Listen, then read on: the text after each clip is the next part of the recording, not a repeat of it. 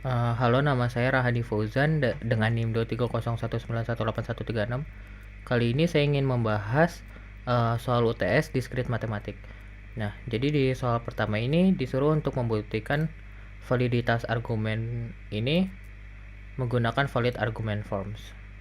Oke, jadi di sini untuk pengerjaannya saya menggunakan melihat tabel valid argument form dan juga logical equivalent, yang mana di sini saya mencoba untuk mensimpulkan uh, validitas argumen ini agar nantinya bisa mendapatkan hasil U dan W. Di sini saya coba mensimpulkan seperti ini: negasi Q atau S-nya dengan negasi S-nya itu dieliminasi seperti yang ada pada tabel ini, dimana P tadi kan negasi Q atau S dinegasi dengan S, hasilnya itu P. Kalau di sini berarti kan negasi Q, maka didapatkan negasi Q. Nah, lalu yang lainnya juga sama, saya coba mengikuti yang ada pada tabel dan juga logical equivalent ini. Tapi di sini nomor 1 ini saya belum selesai karena saya stuck sampai sini doang.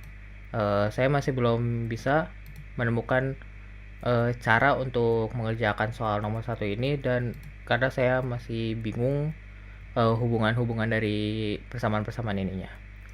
Jadi saya langsung ke soal nomor 2, di mana di sini diketahui tabel input atau output sirkuit seperti ini.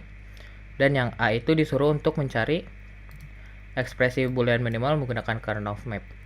Jadi untuk mengerjakan soal nomor 2 ini, kita lihat hasil f x1 sampai x4-nya, yang mana hasilnya 1 itu kombinasi x1 sampai x4-nya itu yang berapa-berapa aja.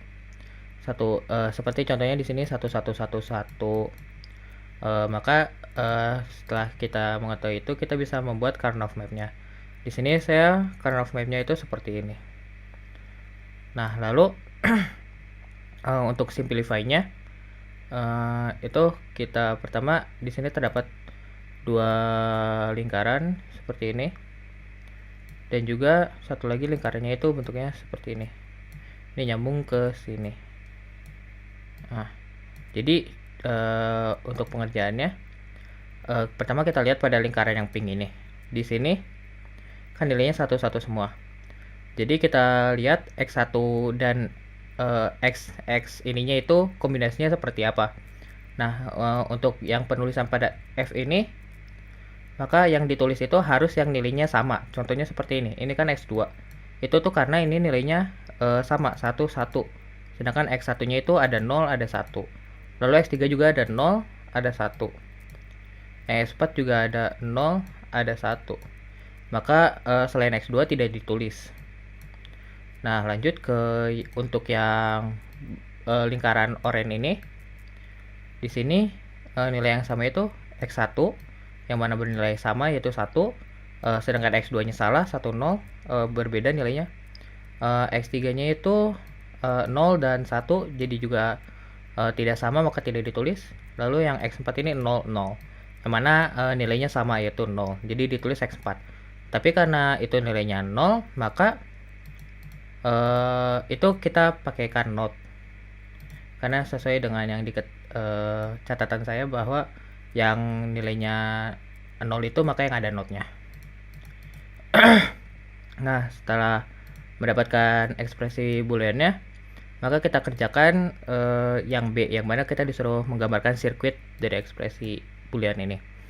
Jadi untuk menggambarkan sirkuit ini, maka kan di sini pertama kita mengetahui x1-nya dikali x4 not.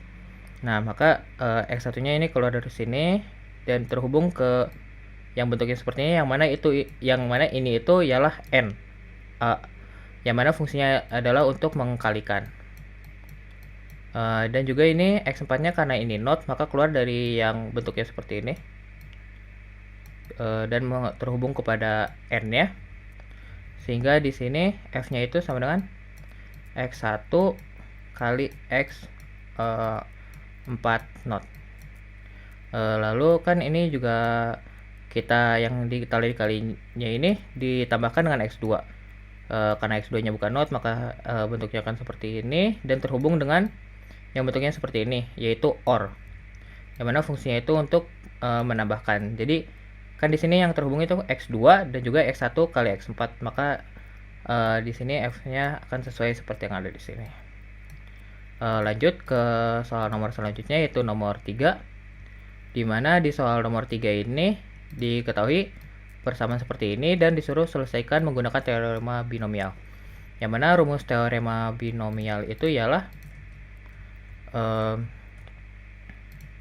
rumus teorema binomial itu ialah X min A pangkat N sama dengan kombinasi dari N K dikali X pangkat N min K kali B pangkat N. Bukan B, maksudnya A pangkat N. Jadi jika melihat pada rumusnya, maka kan di sini X-nya itu yang A, lalu A-nya itu yang 2B kalau di soal ini. Jadi ini tuh kita ini tuh sigmanya. Sigma dari N dan K-nya. Yang mana K-nya kalau di soal itu 12. Jadi N-nya itu kita masukin ke persamaan ini sampai N-nya itu sama dengan 12. Lalu didapatkan nanti hasilnya itu seperti ini. Lalu untuk yang 3B itu disuruh untuk mencari koefisien dari variabel A pangkat 5 B pangkat 7, dimana A pangkat 5 B pangkat 7 itu koefisiennya yang ini, yaitu negatif 10,1376. Lalu selanjutnya soal nomor 4. Di soal nomor 4 ini kita diketahui terdapat 19 mahasiswi wanita dan 34 mahasiswa laki-laki. Ingin dibuat panitia yang terdiri 8 mahasiswa, di mana 3-nya wanita dan 5-nya laki-laki. Nah, maka dari soal kita mengetahui jumlah keseluruhan mahasiswi wanita itu 19, sedangkan yang laki itu jumlah keseluruhannya 34, dan dari 19 ini akan dipilih 3 wanita, dan dari laki-laki itu akan dipilih 5. Nah, untuk pengerjaannya ini menggunakan rumus kombinasi, yang mana di sini berarti yang ceweknya itu rumus kombinasinya itu seperti ini dan yang laki seperti ini. Maka akan didapatkan banyak caranya untuk membentuk kepanitiaan terdiri dari 3 wanita dan 5 laki-laki, ialah 269.630 0,64 cara. Nah, lanjut ke soal nomor 5. Di soal nomor ini terdapat himpunan. Diketahui bahwa himpunan itu ialah penyebab dari penyakit, yang mana untuk AIDS itu penyebabnya seperti ini himpunannya, dan yang Alzheimer itu seperti ini. Jadi di sini yang A itu disertanya AIDS irisan dari Alzheimer. Untuk yang irisan itu berarti nilai min atau nilai terkecil di antara himpunan AIDS dan Alzheimer ini nilainya. Yang mana ini genetics itu yang terkecil dari 0,7 dan 0,2 tentunya yang 0,7. Maka yang kita tulis itu genetik 0,7, sedangkan virus itu 0,4 tentunya lebih kecil dari 0,8, maka yang ditulis 0,4. Dan selanjutnya pun seperti itu, dicari yang nilainya lebih kecil. Lalu selanjutnya ditanya itu AIDS gabungan dari Alzheimer.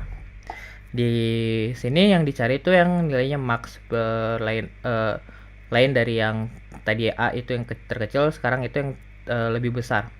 Dimana genetics 0,2 dan 0,7 kan tentu lebih besar yang 0,7 yang di Alzheimer. Maka di sini ditulis yang 0,7.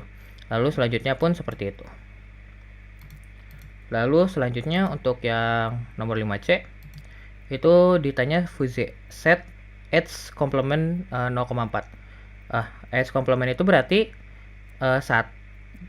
tiap masing-masing ini tuh yang di H ini masing-masing 1 akan dikurangi nilai ini, sehingga 1 dikurang 0,2 dan seterusnya.